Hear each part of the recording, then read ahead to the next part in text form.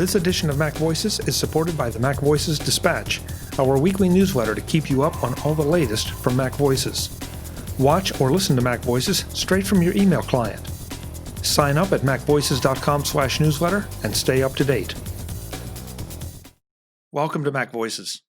This is the talk of the Apple community, and I'm Chuck Joyner. Folks, what you're about to see in this episode of Mac Voices and the next is a Mac Voices Live that was recorded the day before the events at the U.S. Capitol on January 6th.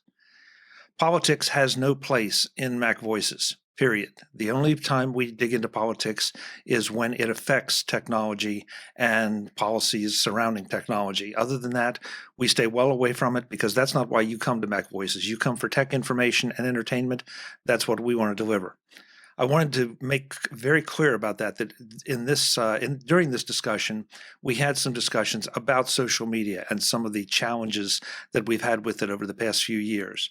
And it seemed inappropriate to not mention that this was recorded before those events. None of the comments were political on one direction or the other, but still, it needs to be said that this was done before those events. So enjoy this. This Mac Voices focused on tech resolutions for the new year, and we had a lot of fun with it. Your friends and mine got together, and everybody's a little crazy and having a good time. So just bear in mind that this was recorded before those events at the U.S. Capitol. Thanks. Enjoy. Welcome to Mac Voices Live. This is the talk of the Apple community, and I'm Chuck Joyner. Folks, we do this every Tuesday night, 8 p.m. Eastern, 5 p.m. Pacific, and whatever time it is, wherever you are. So we always invite you to join us. We invite you to join us in the chat on Facebook. We are also on YouTube, and we invite you to join us to chat there. And if you're brave enough, you can even look up the Zoom room links on Facebook and join us there. Tonight, we're going to talk about tech resolutions for the new year. I don't know about you all, but I'm not a big fan of resolutions. But at the same time, I guess the beginning of the year is as good a time as any to figure out what we, should be doing. So first up, I'm going to go around the room, let you know who all's here, and then we will get to what we think you should be doing or focusing on for 2021. And I'm going to try to keep my screen as usual. So first up, Mr. David Ginsburg. David, good to see you. Happy New Year. Happy New Year, too. Thanks. Good to see you and great to be here. And it's a whole another new year to have some fun talking tech here on Mac Voices Live. Yes, that's we talk tech and nothing but the tech or something. That's right. Mr. Guy Searle is here joining us from Orbit. Guy, good to have you. It's great to see you, Chuck. Hello, everyone. Perfect. That's perfect. Joining us for his first podcast of the year and the first of what I hope is many appearances on Mac Voices, Mr. Jeff Gamet. Jeff, welcome. Happy New Year. It's awesome to be here. And you say you hope it's the first of many appearances. But, we haven't made it through the show yet, so you may change your mind. Yeah. Well, I guess it's always possible, but I kind of doubt it at this point. Mr. Andrew Orr is here. It's awesome to hang out with you. Let's talk over Andrew. Screw him. Yeah, let's talk over Andrew. Hey, Orr Chuck, good to be here. Yeah, good to have you, Andrew. Thanks for coming. You recovered from New Year's Eve, okay? Sufficiently, yes. Sufficiently, okay. I'm not going to ask for any details, I'm afraid of it. So, Mr. Frank Petrie is here, looking great on using his iPhone as a camera. Frank. I got to take a picture of this jerry-rig system. It's just absolutely nuts. It's going to take me an hour to get away from this. Yeah, so how is everybody doing? Doing great. Good. Doing great. Yeah. Last but absolutely not least, sneaking in under the wire, Ms. Kelly Gamont. Kelly, welcome. It's good to see you. Apparently, my resolution is just saving y'all from being a sausage fest, because that's what I heard when I showed up. She did hear it. So somebody actually does listen to this show. Wow. I thought it was just us. Yeah. I know. Yeah, I was only listening because I wasn't on yet, so now I don't have to listen anymore. Okay. Oh, that's nice. Just shut us off completely. That's great. Oh, well, guys, you heard the introduction. I thought today would be as good a time as any to talk about some New Year's resolutions, but try to keep them focused in one way or another on tech. Mm-hmm. And so I'm anxious to see what you came up with. I came up with a list. I'm sure there's some overlap. And I'm going to steal the first one, and then I'll let everybody else, we'll go around the same order, and that'll make it really difficult on Kelly to come up with one. But, ye of little faith.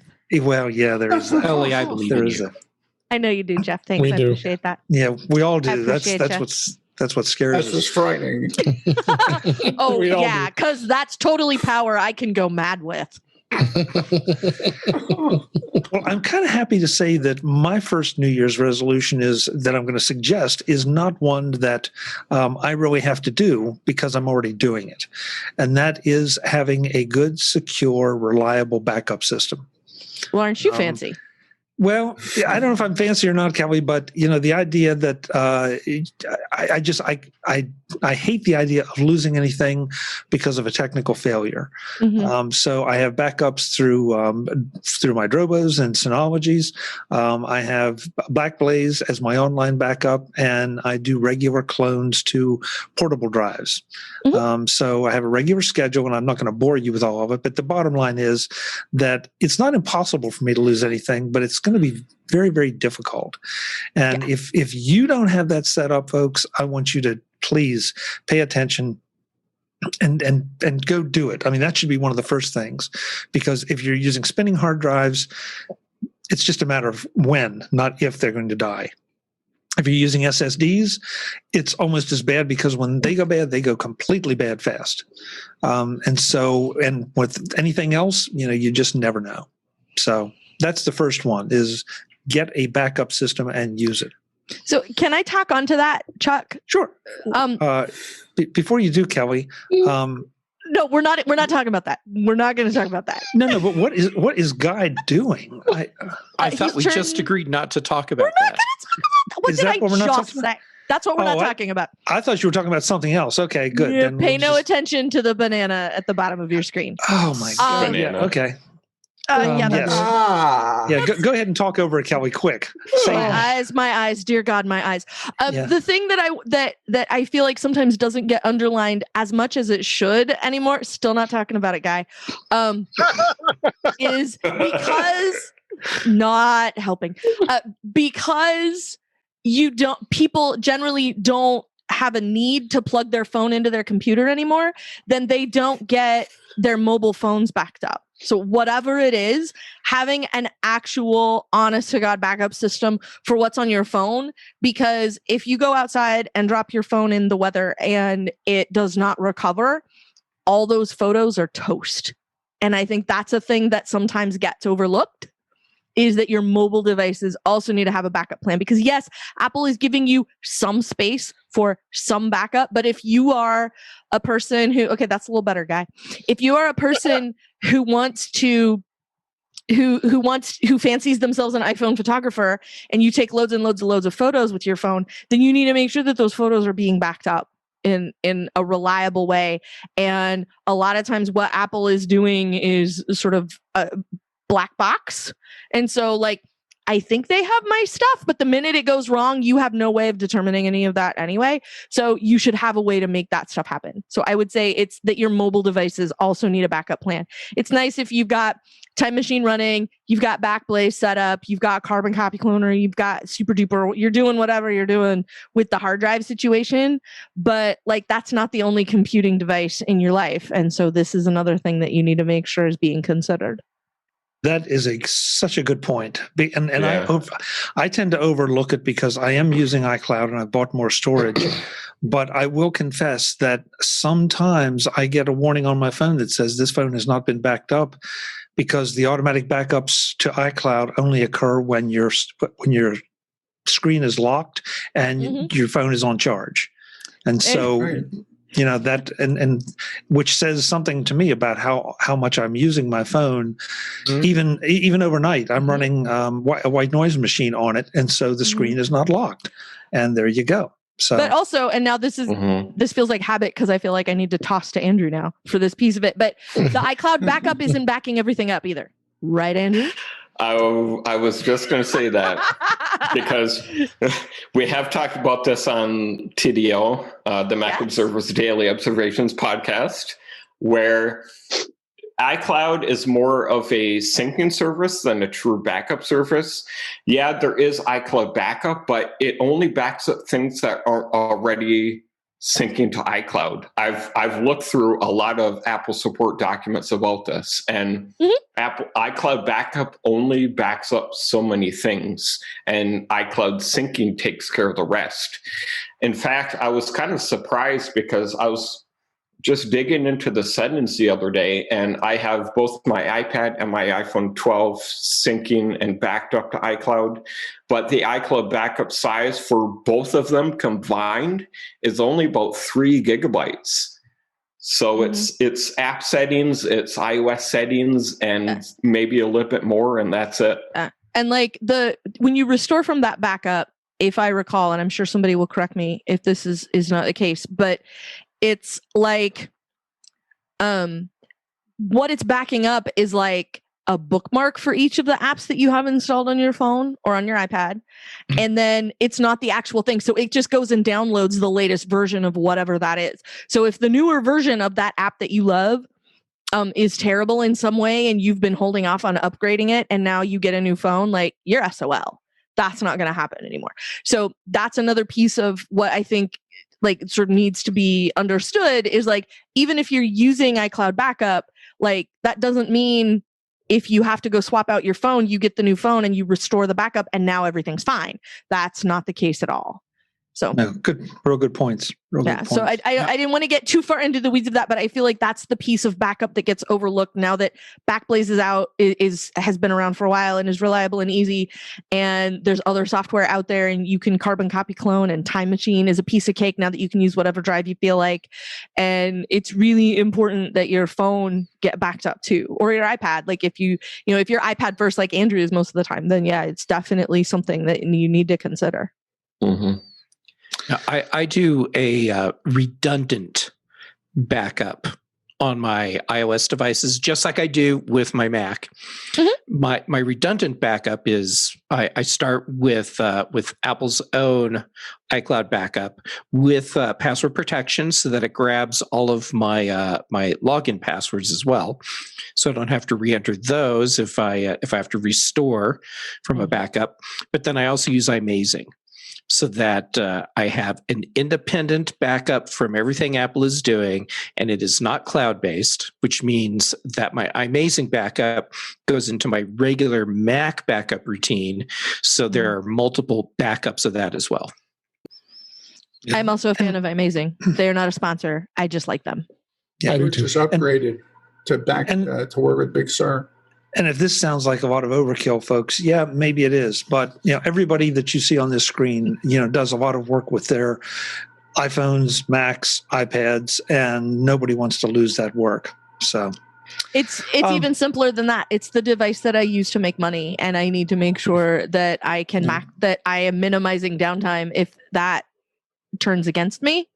But also, I used to do tech support for a company that sold hard drives, so. Yeah. Good point. So I have ratcheted down to 3 separate backups. David, I want you to go next, but before you do, I'm going to bring in Mr. Mark Fuccio.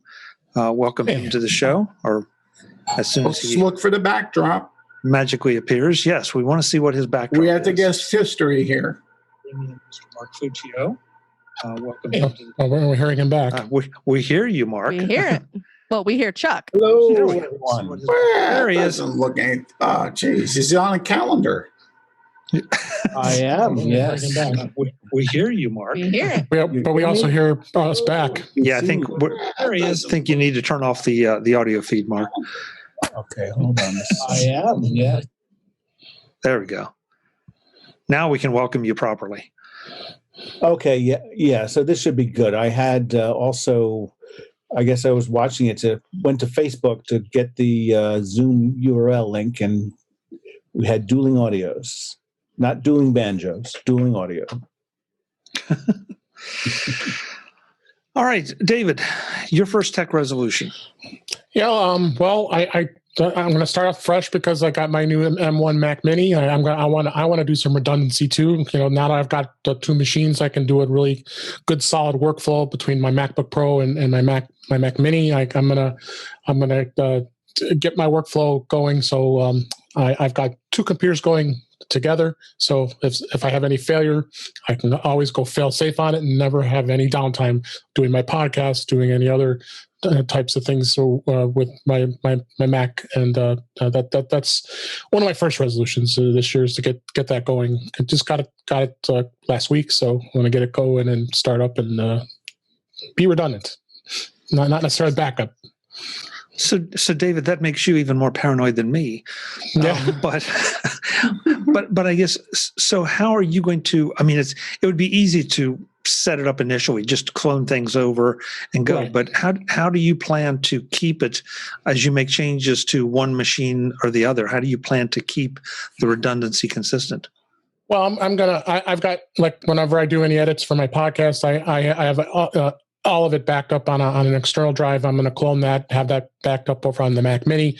I want to have, I'll have audio hijack on both machines, so I can edit any way I can go and make a move over to the other machine. Same thing. I use GarageBand for editing. I'll have that ready to go, and I'll have all that backed up. So I've already got two external drives hooked up to the Mac Mini as well as I have on the MacBook Pro. So I'll be able to clone all that and have it in both places. So, and plus I can get the experience of having the M1 before I just be ready later this year is when the new MacBook Pros come out, and I'm ready to upgrade that from the Intel, because this one's coming up off the payment plan. So I'm going to be able to do that. And so that's me. What can I say? I like to keep things current, especially with Macs. Well, and you're also, folks, I think already know, an IT professional. And so some of this is a lot easier for you than maybe it would be for the average non-technical user, but still. True. And then I always like to maintain having Windows on, God, I say that dirty word, but I have to, because like you said, I'm an IT professional and I have to know both worlds. And you can censor that, right? Yeah. But yeah. It's important. I mean, we all love Apple and Mac, but in my career, I have to support Windows. I mean, it's just no way around it. And I'm sure Kelly, with you too. I mean, with your job, you have to support both. So, I maintain a pretty good amount of Parallels virtual machines, so I have those ready at my fingertips, so I can start. If I want to go back and look at something instead of me. So at least technically, I'm staying on my Mac. So I having Windows virtually on the screen, but hoping that Parallels comes up with with the version for the M1. So because that kind of scares me a little bit, because I still want to be able to use Parallels, and I think they got a long way to go. They got a long way to go yet before, because I tried the very, very preview version of it, and it was just god awful. The Microsoft's not even ready yet, because you have to be in the Insider program in order to download the ARM-based version of the VM in order to run Windows on the M1. So those a couple things I'm going to be prepared for as well. Good. That's a good resolution. It's a good resolution. All right, I really dread this, Guy Searle. It involves a microphone. Serious this year. Where'd you get these? Oh no! All right. Hold on. Here, let me go back. All right, sorry. I was waiting so long. That's a program called SnapCamera. I'm really kind of enjoying it, as you can probably tell. So when are you going to turn it off, Guy? Yeah, it's off. Oh my God. Okay. Oh, I had no idea. I thought that was another effect. Yeah. It is. We know it's going to involve a microphone, so yeah. Well, no, actually, I'm looking to simplify things for myself this year. So he's just going to open the home for wayward microphones. Yes. Orphaned and disillusioned microphones. So, if anyone who has a podcast that pod faded, just send me your poor tired microphone, and I will re-gift it to someplace else. Actually, in all seriousness, I am looking to simplify. I have a very complicated setup. I've got wires all over the place here, a bunch of friggin' old enclosures that have hard drives in, and I just need to get rid of a lot of the stuff that I've accumulated over the last 25 years. I know my wife has been on me to get rid of an old 300 megahertz G3 desktop that's still in the closet, and a 933 for Quicksilver Tower that I have. Start a museum. Yeah, swap meet. Oh my God, no, that would be a bad thing. I honestly, once I get the data off of those two computers that I want to get off, I'll give them to anybody who wants them. I don't really care. The 933 has actually been upgraded to a dual 1.8 gigahertz G4 that I got as a review over at mymac.com. And they still work. I fired them up at some point last year when I was going to try to get the data off of them, but it's the oil and the gas and the two-stroke engine that it runs off of. Yeah. Part of the problem I have is the G3 still has SCSI drives, and it was like, well, damn, how do I go from SCSI to USB? They're not ATA drives, so I still need to figure that out. I'll probably have to rig up some kind of monster adapter. Yeah, because I can't even go online to take all the data that's on these machines and put them online and drag them from someplace else, because the G3 I don't think supports OS 10, or if it does, it's only going to go up to like maybe Jaguar, and what service is still going to be supporting Jaguar or Tiger at this point? FTP.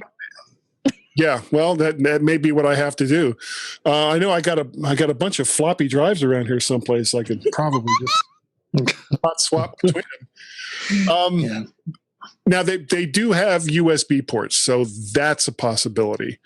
I would just have to sacrifice a drive to go back to whatever it was that they read as compared to what's on it now. Mm-hmm. So it's going to be a challenge, but I'm looking forward to it, and it's always fun. And lastly, now I believe, hold on. Yes, now I'm a banana again. Okay. So what we've learned tonight is that Guy has appeal. Yes. Minus 10 points. All right. I know. It hurt me as much as it hurt you. 10 points from Ravenclaw. Good Lord. All right. Moving on. But before we do, we welcome one more panel member who is late as usual, but that's okay. Fashionably late. Oh, that one's better. Come on. Brittany. There she is. Woo! Hey, girl, hey. Brittany Smith is here. Brittany, welcome.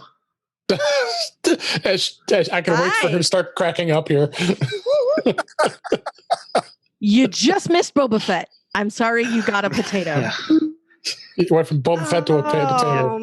But life isn't fair. There we go. This is just... It's not this is what's officially the Brady Bunch. Here's the one really this one right here. It bothered me for some reason. Hey, Jeff is Alice. No. That's just messed up. It's just disturbing. All right, let's move on to Jeff. yeah, really. Brittany, welcome. Good to see you. We will get down to you as we do this. Oh man. Jeff, help. I thought I was going to have I asked somebody else for help, David for help, but we need you to. I like that. When I'm the person that you have to go to for stability and normalcy in a show, it's gotten really bad. Yeah, that's a good point. That's a real good point. Yeah. Okay. No doom scrolling. And yet, That's a good resolution. Yeah, I like folks, it. if you're not watching the video of this, you're making a mistake. Believe me. Don't start now. Or maybe not. If you're watching well, it, you're making a mistake. Yeah. Okay, So Jeff, what's your give us a resolution? tech resolution, Jeff. Yeah, no doom scrolling. Oh, that's it. That's it. That's a big one. I mean, it's a good one. Mm-hmm. Yeah, well, Okay, we've all spent, and I'm using we in the grander sense than just us here on the show tonight. We've all spent a year doom scrolling because what the hell was that year? Mhm. And it's very easy to get sucked into the doom, the negativity, the fights, and avoiding that, I think, is a good thing and a healthy thing, just all the way around. Yeah. So it's a resolution for this year, but something that I started doing last year because, holy crap, there's just too much bad garbage to have to sift through. mhm. Yeah. Jeff, Also, don't blame arbitrary units of time for whatever stupidity mankind does. Oh, I'm not. I'm just noting that No, I know. over the past orbit, I agree with you. holy crap. It's a convenient demarcation of a lot of stuff hitting the fan. Yeah. Somebody did a mathematical thing and they found that 2020 under a certain division is 404. So think of like a 404 page. That was last year. It's 5. Well, Yeah. 4 times 5. Jeff, for the uninitiated, just give a quick definition of doom scrolling in case there are Doom folks out there scrolling that is don't when know you what that look is. at your feed on whatever social network that you're on, and you just keep scrolling and scrolling and scrolling through all the posts and reading all of the negative content. So Okay. my advice is, for whatever it's worth, when you pick up whatever device you happen to use for whatever social network you're on at the moment, and you see there's 500 posts, declare Twitter bankruptcy or Facebook bankruptcy or whatever platform it is bankruptcy, which means instead of scrolling through everything, you just skip it and jump right to the most recent content and forget about everything that happened in between, because odds are you're not going to miss anything. No, let me rephrase that. You are not going to miss anything that is so critical to your life in that window of time between the last tweet that you saw in your feed to whatever it is now 3 hours later. Just let it all go and pick up where it is now. And if there's something that's really that important, it's going to pop up in your feed again, or you're going to have a friend that's going to send you a message, OMG, did you just see the blah, blah, blah, blah? Yeah. And then you'll be like, no, thank you. And now I know what to avoid as I'm doom scrolling. Wait, I'm not supposed to doom scroll. Yeah. Jeff, we're laughing about it, but that's a really good point. I think we've all gotten caught at one point or another doing that for whatever reason. And then you suddenly realize how much time you just wasted and you got nothing for it. But also, what else did we have to do that sort of helped feed that loop? Was like, it's not like I'm on my way anywhere. I'm not just killing time before whatever active social schedule I might have formerly kept, So yeah, and also the idea that people seem to take. I know we're characterizing 2020 as 2020, but they took that opportunity to just dump so much of their vitriol on social media, and that adds to the problem. And so that might be something to go along with it. Is don't contribute to the content, the noise. Yeah. That's the auto doom scroller thing that Chuck had installed on his iPhone. You mean the anti-auto doom scroller? Oh, yes, anti-auto doom scroller. Yeah. Yeah. Andrew, what do you think? What would you recommend people resolve to do in 2021? So, not to repeat myself, but this is actually another thing we talked about on TDO. But it was just earlier today, so it's relevant, I feel, and timely.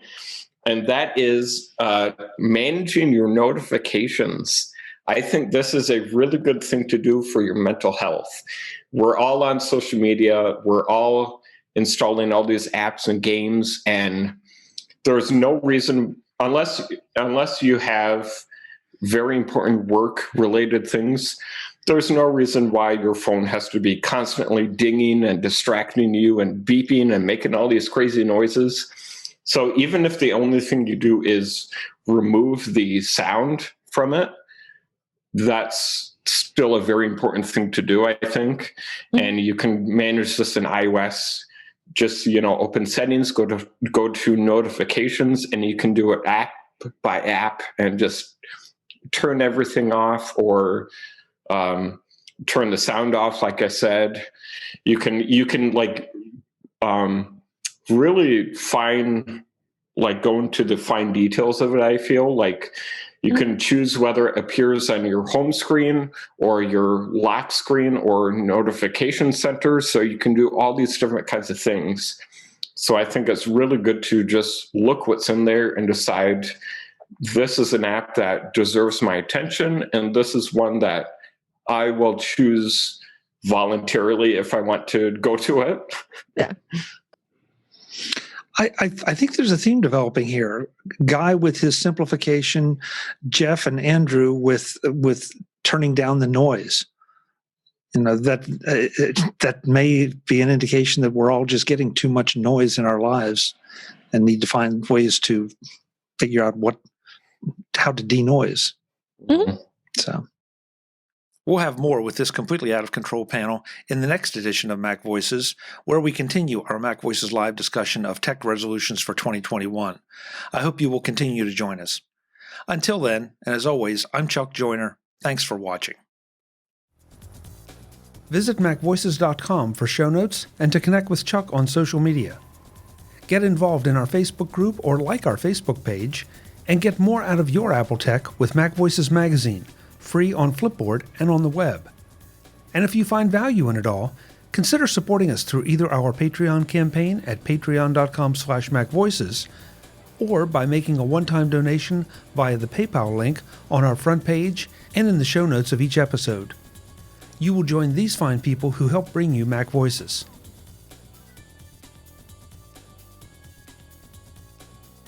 Advertising handled by Backbeat Media at backbeatmedia.com. Bandwidth provided by CacheFly at cachefly.com.